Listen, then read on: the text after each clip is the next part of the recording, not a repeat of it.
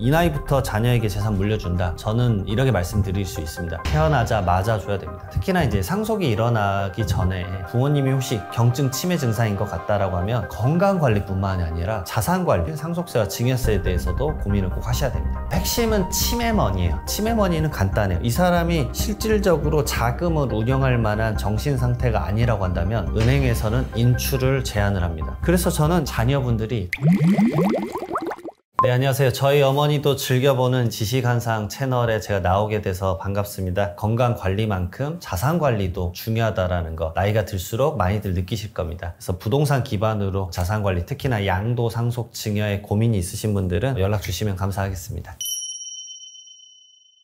어떤 특정 병원에서 요양병원이 많으세요, 사실. 요양병원 환자분들이 좀 슬프지만 죽음을 이제 기다리고 계신 분들이 있죠. 가족분들이 이제 앞으로 어떻게 해야 될지 이성적으로 판단을 하셔서 많이들 물어보시는 경우가 있습니다. 병원에 물어보시면 원장님이 상속 잘 하시는 분은 이런 분들이 있다라고 해가지고 소개시켜 주셔서 앞으로 어떻게 하시면 좋을 건지. 특히나 이제 상속이 일어나기 전에 어떤 재산을 움직인다라는 게 자녀 입장에선 조심스럽다라고 많이 생각을 하실 수 있는데, 제 생각은 돌아가시면 세금을 1원도 못 줄입니다. 아니, 부모님 곧 돌아가시는데 이게 뭐 세금을 줄일 수 있는 게 있느냐, 어차피 다 지금 엎그러진 물 아니냐라고 생각을 하실 수 있는데요, 전혀 그렇지 않습니다. 돌아가시기 전에 몇 개월 전에 오셔도 생각보다 많은 포인트들을 잡고 조금이라도 세금을 줄일 수 있는 부분들에 대해서 말씀을 드릴 수 있습니다. 요즘은 트렌드가 점점 바뀌고 있고 정말 패스트하게 바뀌고 있는데, 이 나이부터 자녀에게 재산 물려준다. 저는 이렇게 말씀드릴 수 있습니다. 태어나자마자 줘야 됩니다. 태어나자마자 증여를 주시기 시작해야 돼요. 왜냐면 원화 가치가 점점 변동이 엄청 커지고 있는 시점이잖아요. 그래서 그런 자산군에 대해서 가져갈 수 있게끔 빠른 증여를 해줘야 됩니다. 그리고 증여에 대한 가장 기본적인 메커니즘은 10년이에요. 이 10년 룰을 꼭 잊지 않으셔야 됩니다. 10년이 지나야 다시 증여를 했을 때 합산해서 계산되지 않아요. 말 그대로 10년이 지나야 초기화가 돼서 다시 또 증여를 줄 때 증여세가 낮게 나온다는 얘기죠. 이 얘기를 딱 들으시면 첫 번째 하는 얘기가, 무슨 애기 태어나자마자 지금 돈이 어딨냐, 내가 지금 이제 30대 초반인데 무슨 돈이 어디 있어서 자녀에게 돈을 주냐라고 하실 수 있는데, 그렇기 때문에 자녀에게 주는 게 아니라 큰 틀에서는 이제 트렌드는 아예 바뀌었습니다. 손자녀에게 주는 겁니다. 말 그대로 할아버지 할머니가 주셔야 돼요. 우리나라는 60대 이상, 지금 지식한상 채널을 보고 계신 대부분의 분들이 우리나라 자산의 45% 이상을 가지고 있습니다. 말 그대로 지금 30대 자녀가 돈이 어디 있습니까? 손주 태어났는데 기저귀값, 이런 것들 당연히 증여로 주시기 시작해야 된다는 거 꼭 명심하셨으면 좋겠습니다. 방금 말씀드렸던 거 먼저 말씀을 한번 드려보면, 손자녀가 이제 대학을 가면, 특히나 외국 대학을 갔다 그러면 학비가 비싸요. 학비가 한 학기에 뭐 몇천만 원씩 합니다. 그러면은 할아버지 할머님이 손자녀 학비 정도는 내줄 수 있지. 그리고 우리 세법에도 적혀 있어요. 학자금, 등록비, 이런 것들에 대해서는 비과세 항목이라 적혀 있습니다. 하지만 그거는 말 그대로 피부양자에 대한 생활비만 인정을 해주는 거예요. 단계를 2단계 넘어갔잖아요. 세대를 2단계 넘어간 거기 때문에 이걸 줄 수 있는 의무는 아버지 어머니가 본인의 자녀에게 주는 거는 괜찮지만, 할아버지 할머니가 세대를 건너뛰어서 손자녀에게 주는 거는 100% 증여가 됩니다. 결국 세무조사할 때 실무에서는 이런 부분들에 대해서 전부 다 추징을 한다라는. 근데 증여세 누가 냅니까? 증여세 우리나라에서는 수증자, 받는 사람이 내야 돼요. 손자녀가 지금 학교 다니고 있는데 거액의 증여세가 발생하면 그 돈을 자기가 내야 됩니다. 그때 정말 황당한 일이 펼쳐져요. 그리고 대한민국 상속세 중에 또 룰 하나를 아셔야죠. 상속인 이외의자에게 5년 이내에 증여한 것은 상속재산에 포함해서 상속세도 재차 나오게 됩니다. 이런 가장 기본적인 룰을 어겼을 때 크나큰 많은 세금이 나올 수 있다는 거. 그러니까 우리가 흔히 줄 수 있는 가족 간에 이 정도 줘도 되지 라는 부분의 이슈를 너무 간과하시면 안 됩니다. 결국은 상속이 일어났을 때 크게 호되게 당할 수 있다는 거 꼭 명심하셨으면 좋겠습니다. 그럴 수 있습니다. 왜냐하면 미성년자는 10년간 2천만 원이고요. 성년은 5천만 원까지 증여재산 공제가 됩니다. 말 그대로 이 정도의 금액까지 줬을 때는 증여세 신고 안 하셔도 돼요. 근데 저는 이렇게 말씀드리고 싶어요. 제발 증여세 신고를 해라. 여러 가지 이유가 있습니다. 첫 번째로는 본인이 10년이 지났는지 알 길이 없어요. 날짜 계산을 하기가 어렵다라는 거죠. 말 그대로 신고세 날짜를 명시를 하면 그것부터 10년이니까 좀 명확하게 그 다음에 재차 증여를 할 때 그것에 대해서 파악하기가 쉽다라는 거예요. 그다음에 두 번째로는 결국은 이런 자금을 받고 나서 자녀가 아니면 손자녀가 이 돈을 통해서 주식을 산다거나 부동산을 산다거나 할 수 있겠죠. 부동산이 가장 큰 이슈예요. 어떤 부동산을 샀었을 때 당신이 갖고 있는 소득에 비해서 너무 큰 재산을 샀다. 이거 맞느냐라고 해서 그것에 대해서 소명이 오는 경우가 있어요. 이거 우리는 PCI 기법으로 찾아낸다라고 합니다. 말 그대로 자산 증가됐고 플러스 컨섬션, 소비를 얼마 했고 마이너스 I, 인컴이에요. 근데 실질적으로 번 소득은 얼마다. 그러면 나머지 금액이 딱 나오는데 그 금액 어디서 났어? 라고 했었을 때 증여세 신고를 안 하게 되면은 결국은 그것을 입증하는 상황이 똑같이 펼쳐질 수밖에 없죠. 이런 이슈 때문에 저는 웬만하면 그러게 현금 증여 받더라도 증여세 신고하시라라고 말씀을 드립니다. 많이들 시도하세요. 시도하시고 많이들 이제 걸리십니다. 이게 이제 문제예요. 걸린단 말이에요. 어떻게 걸리냐 많이들 물어보실 수 있는데 첫 번째로는 여러분들이 100만 원 이상 현금을 마지막으로 써본 게 언제십니까? 제가 항상 이 질문을 드리면 대부분 없는데 10년간 한 번도 없었는데 라고 하세요. 그럴 수밖에 없죠. 우리는 이미 현금을 쓰는 시스템이 아니에요. 우리나라의 소비 습관은. 여러분들 마지막 현금 써본 지 언젠지도 기억이 안 나시는 분들이 태반이실 거예요. 현금 인출도 마찬가지. 마지막 인출이 대부분 부조금이나 아니면 축의금 줄 때 말고는 거의 없으시단 말이죠. 결국은 현금을 인출해서 주더라도 자녀가 이걸 쓸 때 결국 계좌에 돈을 넣어서 쓸 수밖에 없고 앞서 말씀드렸듯이 PCI 기법으로 아니 그런 현금이 갑자기 어디서 났느냐. 당신은 일반적인 직장인인데 갑자기 현금 1억 원, 현금 2억 원이 어디서 났습니까? 라고 하기 때문에 그 현금에 대한 활용이 거의 불가능할 때가 많습니다. 그리고 현금 인출을 해본 적이 없기 때문에 제가 말씀드리는 게 이해가 안 가실 수 있겠는데 현금 인출 마지막으로 해본 적 기억이 없으시잖아요. 지금 한 번에 돈 뽑을 때 ATM으로 100만 원밖에 못 뽑습니다. 100만 원 뽑고 나서요 한참 또 기다려야 돼요. ATM 기계가 이렇게 돌아가는 시간이 또 있단 말이에요. 그리고 또 100만 원을 뽑아요. 이렇게 한 3분에서 5분씩 걸려서 100만 원씩 뽑아요. 일일 최대가 얼마인지 아십니까? 600만 원입니다. 이 600만 원 뽑을 수밖에 없어요. 근데 자녀에게 현금으로 한 1억 원 뽑아서 주지 며칠이 걸릴까요? 엄청나게 많은 시간이 걸리죠. 16일, 17일이 걸릴 수밖에 없어요. 엄청나게 많은 시간이 걸린다라는 거. 그리고 그렇게 한 은행에서 한 이틀 정도 ATM 뽑으면요 옆에 갑자기 경찰분이 오십니다. 뭐라고 오신받냐면 당신을 보이스피싱 인출책으로 오해를 받을 수가 있어요. 생각보다 현금 인출은 한국 사회에서 이제 쉽지 않다라는 걸 다시 한번 말씀을 드리고 싶습니다. 우선은 30살 때까지 아까 말씀드렸던 대로 태어나자마자 증여하기 시작해야 돼요. 말 그대로 직계존비속간에는 10년간 2천만 원의 증여재산 공제를 받을 수 있습니다. 자 그러면 2천만 원 주죠. 0살 때 2천만 원, 그다음에 10살 때 2천만 원, 그다음에 20살 때 이제 성년이 됐기 때문에 증여재산 공제가 5천만 원 늘어납니다. 그리고 또 30살 때 5천만 원. 왜 제가 30살을 항상 말씀드리냐면 결혼 정년기가 딱 30살 정도예요. 그때까지 기본적인 자금 마련을 좀 해주자라는 차원에서 이런 절세들에 대해서 기본적으로 숙지를 해야 되는 거죠. 아까 말씀드렸지만 손주들 태어났을 때 주셔야 된다는 게 0살부터 한 10살 때까지겠죠. 왜냐하면 그때 부모님 나이는 이제 30살쯤이니까 주기가 쉽지 않다. 그걸 첫 번째로 말씀드리고요. 자, 그 다음에 기타 친족에게는 1,000만 원씩 10년간 줄 수 있습니다.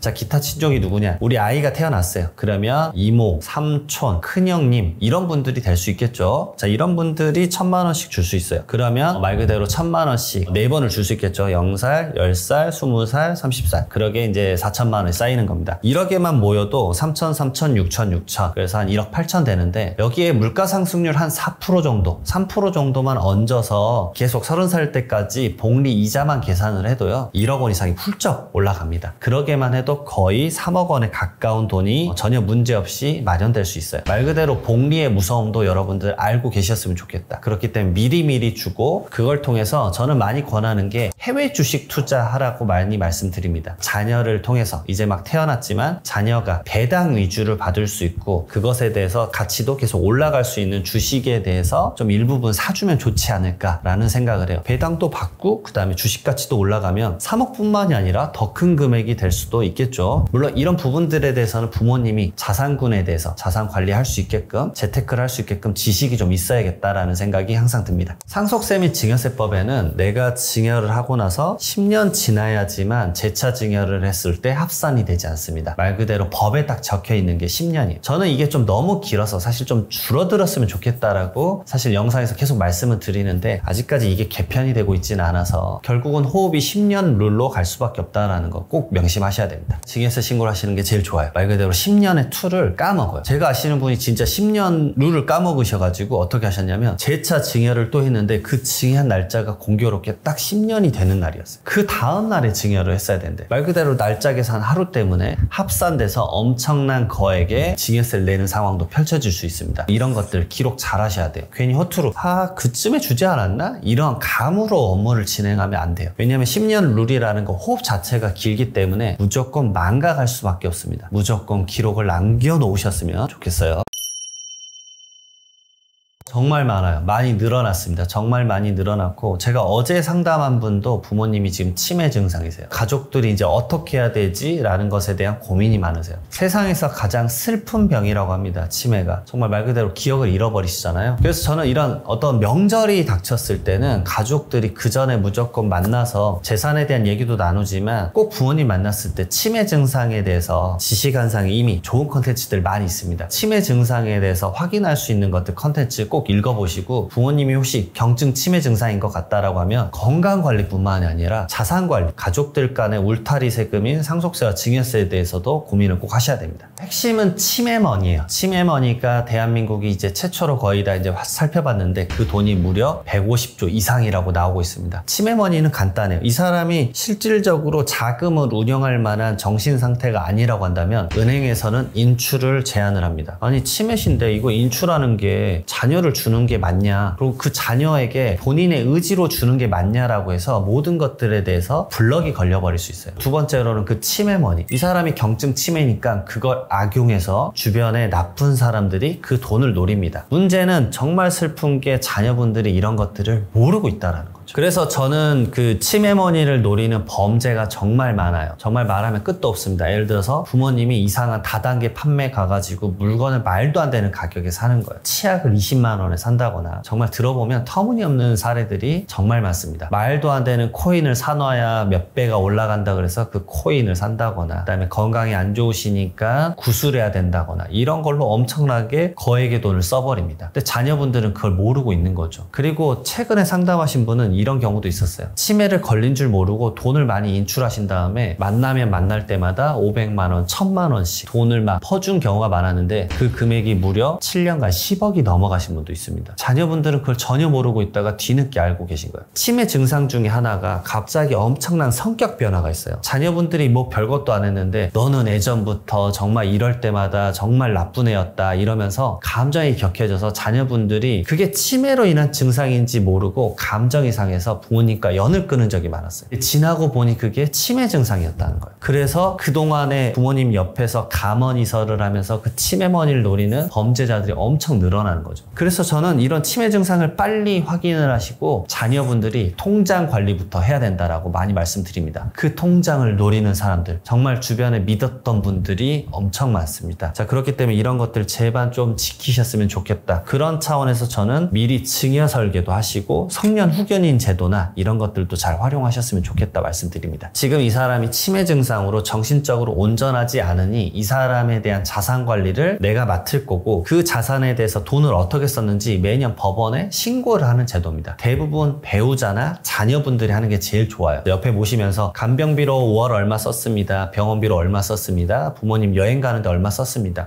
그거 1년 기록하고 법원에 안내만 하면 되는 겁니다. 그랬을 때 내 재산을 지킬 수 있는 거예요. 터무니없지만 이런 경우도 있어요. 치매 걸린 부모님의 부동산을 말도 안 되는 헐값에 매수자랑 연결해줘서 그 부동산을 팔게 만드는 그런 경우도 있었습니다. 정말 다양한 경우들이 있기 때문에 제발 자산관리에 신경을 쓰셔야 됩니다. 부모님이 먼저 인지를 하셨을 때 하셨으면 좋겠어요. 그렇지 않으면 상당히 이 치매 걸리신 분들은 본인의 치매에 대한 반감이 큽니다. 아니 나는 지금 멀쩡하다. 무슨 소리냐. 내가 무슨 치매라니. 자기 부정을 아주 강하게 할 타이밍이 있을 수 있기 때문에 때문에 그것에 대한 인지를 하신 다음에 말씀드리는 게 제일 좋을 것 같고, 그런 것들에 있어서 저는 레코딩이 중요하다고 봐요. 어머님이 치매 증상이 있었을 때 그 영상을 찍어 놓으세요. 그리고 어머님이 좀 온전했을 때 그런 영상을 보여주시는 게 전 좋다라고 말씀을 드립니다. 부모님이 충분히 인지한 다음에 어머님 이거 이제 미래 상속세도 높으시니까 그것에 대해서 증여도 하시고 건강관리도 저희가 성년 후견인으로 제도 묶어서 자금 저희가 운용하겠습니다 라고 말씀을 주셨으면 좋겠어요. 물론 이런 것들 말씀드릴 때 큰 명절이 앞두고 있으면 형제들이 미리 만나서 이런 것들을 서로 공유를 하고 같이 얘기를 해야 돼요. 특정 자녀 한 명이 말을 하면 이 자녀가 내 재산을 노리네라고 해서 갑자기 감정이 격해져서 의가 상할 수가 있습니다. 그렇기 때문에 그런 것들 제발 조심을 하셨으면 좋겠다 말씀을 드려요. 근데 여기서 만약에 한 분이 꼭 자산에 대해서 욕심을 부릴 수가 있습니다. 부모님이 경증 치매다라고 하면요, 갑자기 본인 앞으로 큰 거액의 증여를 한다거나 이럴 수 있는데, 그런 것들 추후에 법적으로 이슈가 될 수도 있기 때문에 제발 그렇게 섣불리 행동하지 않으셨으면 좋겠습니다. 그렇죠. 부모님 자산 관리 적극적으로 개입하셔야 돼요. 왜냐하면 통장 내역 한번 보셔야 됩니다. 저는 그럴 때마다 10년치 통장 내역 한번 봐봐라. 그러면 기존에 갑자기 없던 통장의 인출 내역이 갑자기 많아질 수가 있어요. 그게 치매 걸리면요, 갑자기 사람들이 돈을 엄청 뽑아가지고 주변 사람들 나눠주는 그런 형태로 번지는 경우가 진짜 제법 많아요. 그리고 그거를 자녀분들이 뒤늦게 알아채는 경우가 진짜 많습니다. 그래서 이런 부분들을 제발 챙기시고요. 그 다음에 두 번째로는 부모 자녀 간의 유산 갈등이 그때 많이 일어날 수 있어요. 어떤 자녀가 특정하게 치매 증상을 악용해가지고 자기 앞으로 전부 다 증여를 가져온다거나 그럴 수 있습니다. 그렇기 때문에 이런 부모님에 대한 자산에 대한 공론화, 그리고 이 자산을 토대로 부모님을 먼저 잘 모시자 라고 얘기를 나눠야지, 그것에 대해서 그냥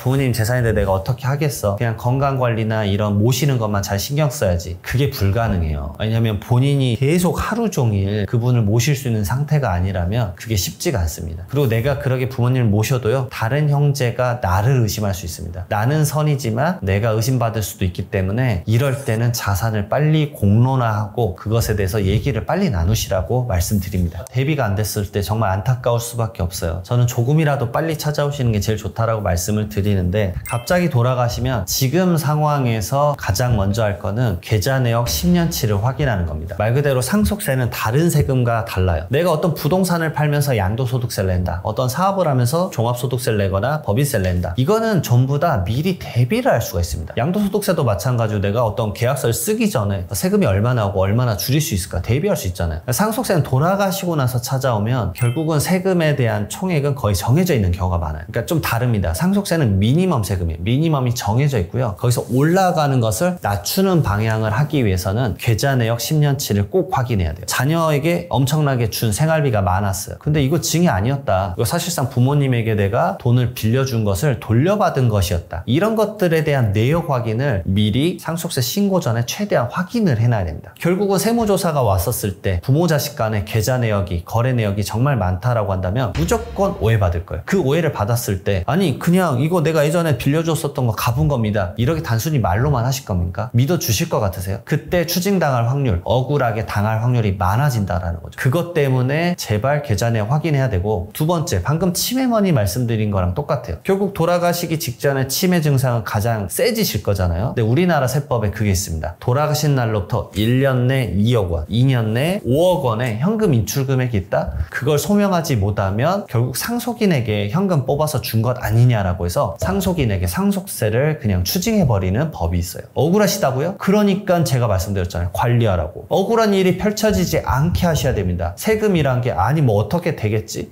그러면 분명 억울할 거고 그때 국가 욕만 하고 있을 겁니다. 그런 일이 펼쳐지지 않게 미리미리 부모님이 중증의 치매 아니더라도 중증의 어떤 현상이 있다라고 한다면 무조건 계좌 관리를 해야 돼요. 여러분들 그 돈 뽑아 나간 거 어떻게 다 확인합니까? 제가 말한 건 터무니없는 얘기다라고 할 수 있는데, 그럼 대표적인 얘기를 하나만 드려볼게요. 뭐냐면 바로 간병비예요. 간병비 엄청나게 큰 금액인데 이 금액을 인출해서 줍니다. 아니 계좌이체해서 주면 되죠. 그러면 간병인이 이렇게 말합니다. 아니 저는 신용불량자고요, 지금 근무를 하면 안 되는 조건이다, 나는 무조건 현금으로 받고 싶다. 아니 무조건 계좌이체로 받으세요. 현실적으로 될 것 같으세요? 안 됩니다. 그럼 간병인이 이렇게 말할 거예요. 아 그러면 저 다른 분에게 가겠습니다. 저는 현금으로 받아야만 돼요. 그러면 여러분들 당장 그 다음날부터 여러분들 직장 때리치고 가서 간병하셔야 되는 거예요. 말도 안 되는 상황이 펼쳐진다고요? 보십시오. 무조건 펼쳐집니다. 간병인 구하기가 하늘의 별 따기란 걸 여러분들 느껴보셔야 돼요. 말 그대로 전혀 대비되지 않고 그런 일이 펼쳐졌을 때 내 맘대로 절대 돌아가지 않는다는 거 제발 알고 계셨으면 좋겠어요. 그래서 그 간병인들에게 줬던 현금 인출 내역 이런 것들도 주기적으로 한 번씩 확인증은 받을 수 있잖아요. 이번 분기에 3달 동안에 간병비로 월 500만 원씩 1,500만 원 받았다. 이런 내역들 제발 남겨놓으셔라. 이런 것들 말씀드릴 수밖에 없습니다.